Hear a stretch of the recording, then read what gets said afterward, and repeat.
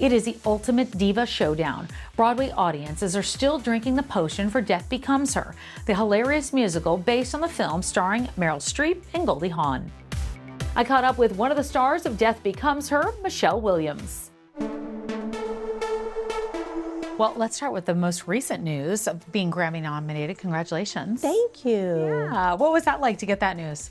Oh my gosh, still in shock. I remember the day we recorded the cast album, and then I just put it back in the memory, like, oh, that's a great memory. We did a cast album signing, and then you just put that back there, like that was a great experience, and you keep it moving. And then I still had my hair wrapped up, my nightgown on, and my manager and publicist are FaceTiming me at the same time. I said, I look like last night's slumber. But I answered anyway, because I've been keeping my phone on silent during the night. Good, Because I have smart. I have a cousin's group chat. Okay. And sometimes they get started a little earlier than I would like to be pinged in the morning. I had all of these like 11 messages, which to some people that's not a lot, because you ever looked at someone's phone and it's like 89 Oh yeah, messages? it's crazy. It's But crazy. For me, 11 was like, I was like, what is going on? And missed FaceTime. Yeah. Sometimes you think the worst. Of course. So I just kind of was just like, oh my gosh, what's going on? And it was Death Becomes Her, the cast album, was nominated for a Grammy. And so that means the world, especially when you were just doing it because you loved it. It was a fun day for the cast to get together and record, and then a nomination. That's amazing. That's pretty incredible. It's really incredible because it means a lot. I mean, when you talk about the world, I mean, it's a whole different level, right, of who's listening and what's going to be what happens with the music. Absolutely. I'm a member of the Recording Academy, and so I know what it's like when you get the ballot and the links to listen to, because to be fair, you should listen to what's considered to be in the category. So you got to have a lot of time on your hands, Yes. By the way. It is a tedious process. So that means they had to listen to like 50% or more of an album to give it a fair chance. And so You got some Broadway fans there. Be like, what? Yay.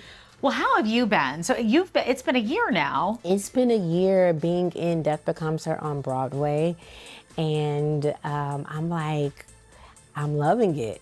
I'm loving it. Well, how is Broadway different for you? I know it's not your first time on Broadway, but I mean, you've done so many different things, from live to, to different Broadway shows, and this one in particular. What makes you say, like, this is what I want to keep doing? Because I think it's just wonderful. It feels like that part was meant for you. When you love people you work with, like, my time keeps getting extended, and I'm like, sure, we'll push this back. Or I do love how I'm able to do certain things and still be in Death Becomes Her. I'm a mental health advocate, so I get a lot of speaking engagements on that topic. And so I might be out a day, but I come right back, for the 2-show Saturday. Wow. Or because I'm committed, but I'm gracious for grace to still every now and then do what I need to do outside of the theater. Well, and you do a lot outside the theater too. I want to talk a little bit about that, because you're very open, very vulnerable, and the advocacy of that and what you've done to help so many people. I know you have a lot going on with 8 shows a week, but that is a top priority for you. I know what it's like to just be like, oh, well, I had therapy a couple months ago. I had a massage 2 months ago. I did some stretching, and then when you let that go because you get a routine, I'm like, I'm good. I know how to adjust. I know how to adjust my vocals and stuff for 8 shows a week. But I know what it's like to neglect that even recently, and it's like, you cannot neglect your self-care routine. And when I say self-care, it's not just about what you do the facials. No, it's like chilling out. It's decompressing. It's putting your phone on silent for a few hours throughout the day. It's whatever you need to fill yourself up. I saw your interview with Sherry Shepherd. You were talking about how she's in the audience and you could actually hear her through everybody I else. said, that's nobody but Sherry Shepherd laughing. Absolutely, that was Sherry Shepherd. But you know who's there. I mean, there's so many people that have come to see you and support you. What is that like when you know, whether it's Beyonce or Kelly or who do you know ahead? Isabella Rossellini has been there at least twice, who I play the role that she played in the movie. And so that's been pretty freaking fabulous. Like, she's returned. Yeah. And to have friends and family, and just, it's good to see familiar faces if I know. And then sometimes I don't know. Sometimes we literally don't know until the show is over, and then stage management will say, hey, by the way, so-and-so is here if you'd like to grab a picture. So it's probably because the majority of the cast does not want to know who's out there. Do you like to know? It don't matter to me. You're doing the same thing because no matter I what. feel like, yeah, Viola's going Viola. That show it's got to be an incredible thing to do, though, every night or twice. It's so twice cool. a day. Or are there favorite parts of it that you always still look forward to that always feel a little bit different? I don't know why when I tell Madeline, played by Megan Hilty, look at your hands, such hideous cracks. I don't know why. I wouldn't do that in real life. I just say, hey girl, so-and-so has an amazing moisturizer. Right. But I wouldn't look at somebody's hands. So I think it's because Viola can say some things opposite that I wouldn't say to somebody. Yeah. Anything that I she don't wants. know. Now, maybe to my best friend, I'd be like, oh, girl, you ashy, But I look forward to Megan and Jen or whoever's playing their part, just their bantering and the jokes. Yeah. And I love hearing the audience. Do they all laugh at the same part?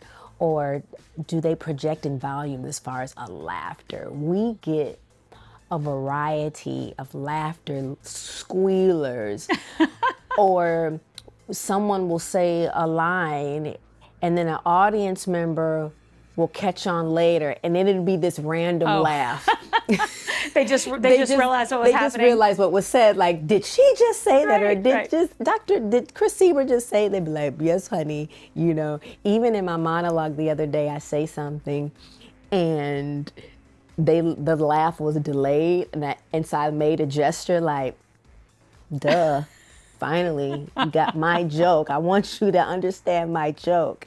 So I even think the liberty to acknowledge without coming out of character, I think those things are a blast. The great thing about Death Becomes Her, and just Broadway period, seeing multi-generational people in the audience. I love when someone says, this is my first Broadway experience. Yeah.